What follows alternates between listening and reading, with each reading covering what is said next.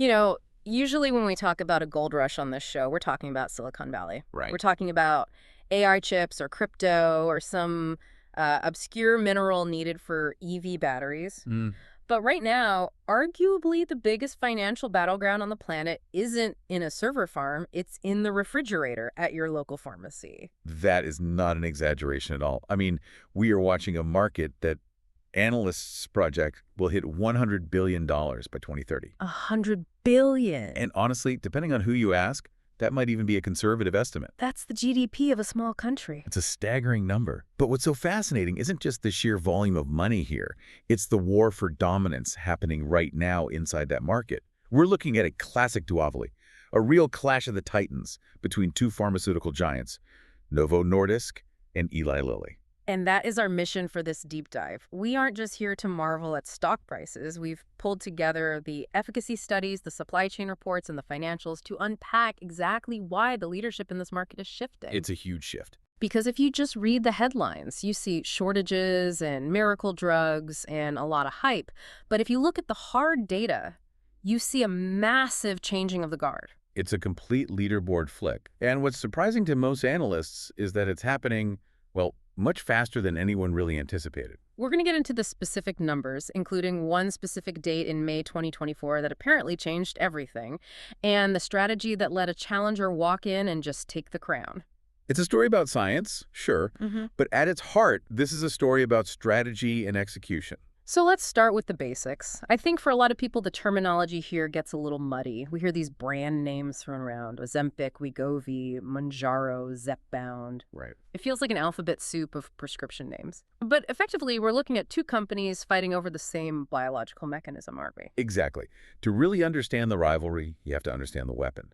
At the core, both companies are competing with a class of drugs known as GLP-1s, or incretin analogs. Incretin analogs. Okay, let's break that down for the non-doctors listening. Simply put, your body naturally produces hormones called incretins when you eat. They do a few very important things. They tell your pancreas to release insulin To handle the sugar. to handle the sugar, exactly.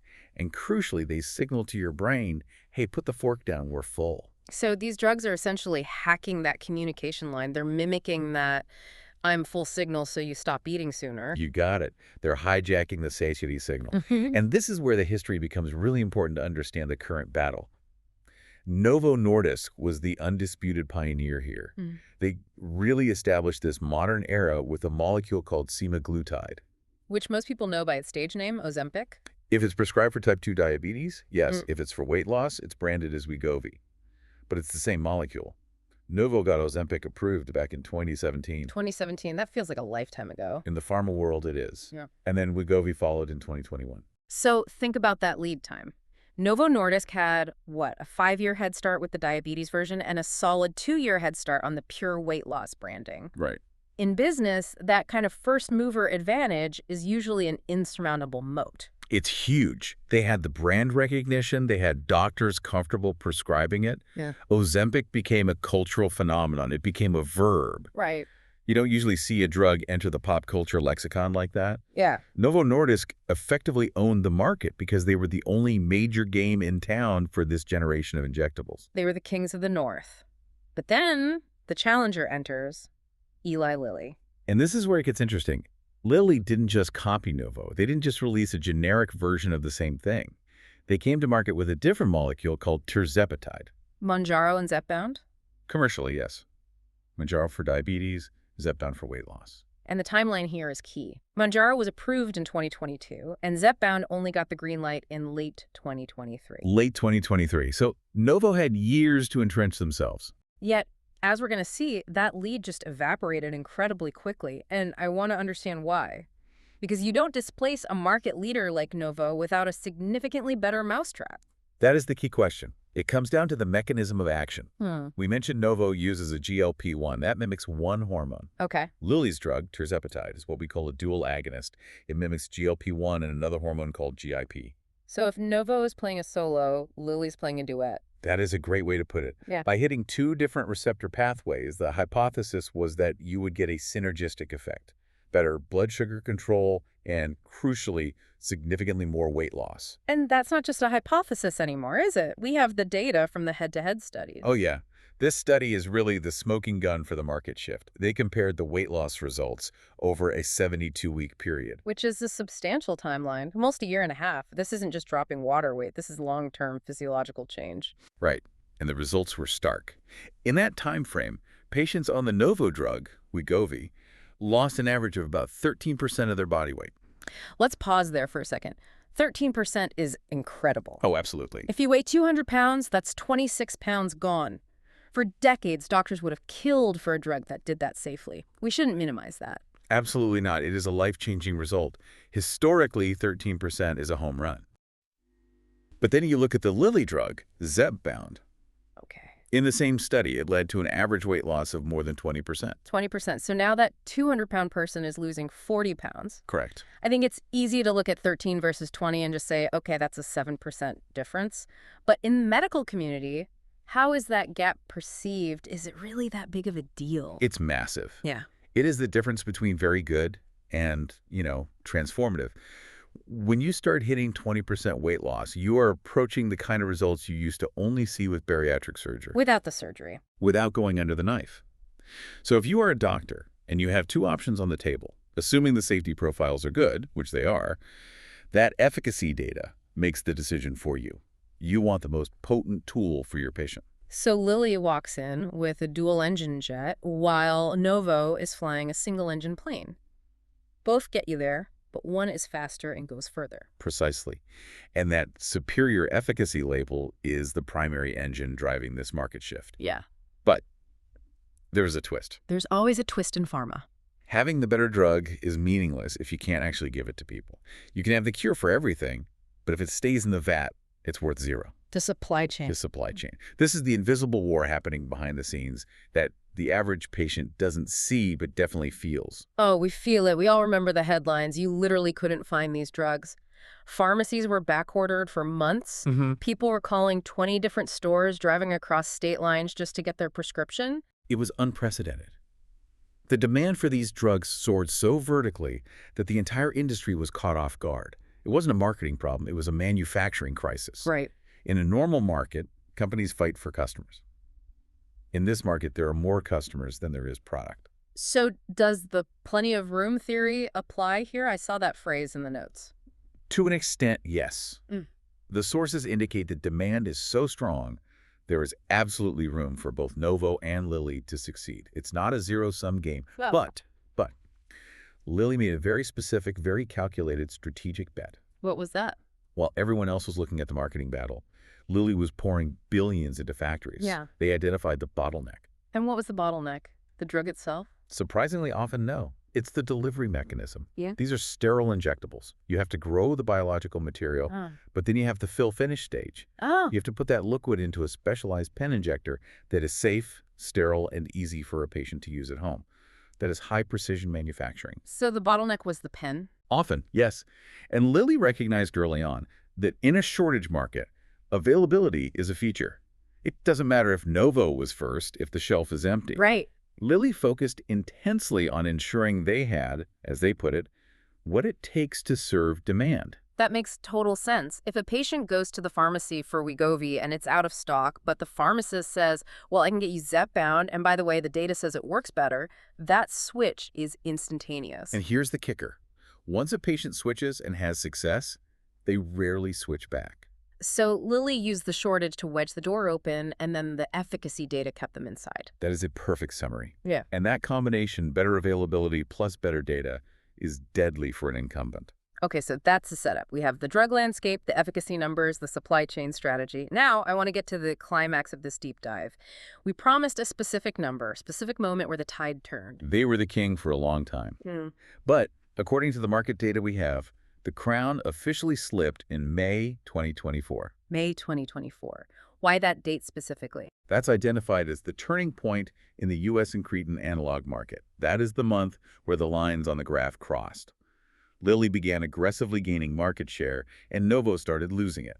And we aren't talking about a % here or there. What's the current scoreboard looking like today? The gap has widened significantly. Today, Eli Lilly holds more than 60% of the market. 60%. More than 60%.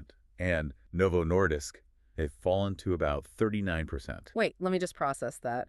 Novo invented this modern market. They were first in, they had the household name, and now, roughly a year after the Challenger really got going, the Challenger has 60% and the Pioneer has 39%.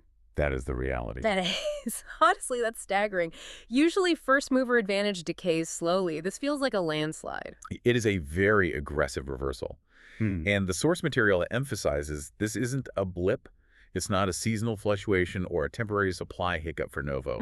They describe it as a progressive shift. So the trend line is pointing down for Novo and up for Lilly. Correct. Since taking that leadership position about a year ago, Lilly has just continued to widen the gap. It really challenges that old business school idea that being first is best. Here, being second, but being better and available was the winning strategy. Absolutely. It's a reminder that in science and medicine, past performance is not a guarantee of future results. The market is ruthless. It pivots to the most potent option. So if you're looking at this from a financial perspective, this is a king is dead, long live the king moment. It certainly looks that way. And when you look at the financial profile of Eli Lilly now, you see a company that looks less like a scrappy challenger and more like an absolute fortress. Let's look at that stats sheet, because the numbers associated with Lilly right now are, well, they're astronomical. They are. So first and foremost, look at the market cap. Eli Lilly is now a $1 trillion company. Trillion. With a T. That puts them in the same club as Apple, Microsoft, NVIDIA. It's incredibly rarefied air for a pharmaceutical company. It is. But the number that really jumps out to me as an analyst isn't just the market cap, it's the gross margin. I saw that in the notes. 85.4%. 85.40%. For the listener who doesn't spend their days staring at balance sheets, explain why that number matters. Why does that make your eyes pop? Well, gross margin is essentially how much money you keep from sales after you pay for the direct costs of making the product. Right. In many industries, like retail or auto manufacturing, you might be happy with 20 or 30%. And they are at 85. It means for every dollar of drug they sell, they're keeping 85 cents before operating expenses. That tells you two things. One, they have immense pricing power. And two, their manufacturing is highly efficient. It is an incredibly healthy number. It's a money-printing machine. It really is. And the stock price reflects that health. Right. The stock is trading over $1,000 per share. And the source notes that this price has seen a progressive shift upward, mirroring that market share gain we talked about. So if we connect the dots here, they have the dominant market share at 60%. They have the clinically superior product. They have a $1 trillion valuation and massive profit margins. The outlook, based on this data, suggests that more growth in revenue and stock performance may be ahead. If the trend is a progressive shift towards Lilly, they're positioned to capture the lion's share of that $100 billion market. It's a compelling case. You know, when we started this deep dive, I thought we were just comparing two similar companies. But this really feels like a story of disruption. It is disruption. Lilly isn't just participating in the boom, they are defining it. So let's bring this all together for the listener. We started with a shortage-plagued market destined for $100 billion. We had the pioneer, Novo Nordisk, who built the house with Ozempic and Wegovy. A solid foundation, hitting that 13% weight loss benchmark. And then we had the challenger, Eli Lilly, arriving late to the party with Mounjaro and Zepbound. But they brought two things: a dual agonist mechanism that pushed weight loss to 20%, and a manufacturing strategy that ensured they could actually deliver the goods. And the result was a complete market flip. 60% share for the challenger, 39% for the incumbent. It's a powerful lesson. Whether you're an investor looking at that $1 trillion cap or just someone curious about the future of medicine, the takeaway is clear. In a market driven by efficacy, good enough is the enemy of great. And available beats back-ordered every single time. But here's the thought I want to leave you with today. We're looking at a snapshot in time. Right now, Lilly is the king of the hill. They have the momentum. The gap is widening. But this market is growing all the way to 2030 and beyond. And that is a long time in pharmaceutical R&D? Exactly. Novo Nordisk isn't going to just pack up and go home. They have deep pockets, too. So the question is this dominance of the 20% weight loss drug destined to become a monopoly? Or does the pioneer have a countermove? Can they innovate their way back to the top? Or is the era of the 13% solution simply over? That is the multi-billion-dollar question. Hmm. And considering the stakes, I have a feeling we'll be doing another deep dive on this rivalry soon enough. I will be keeping my eyes on the clinical trials. That's it for this deep dive into the Titan clash. Thanks for listening. Stay curious.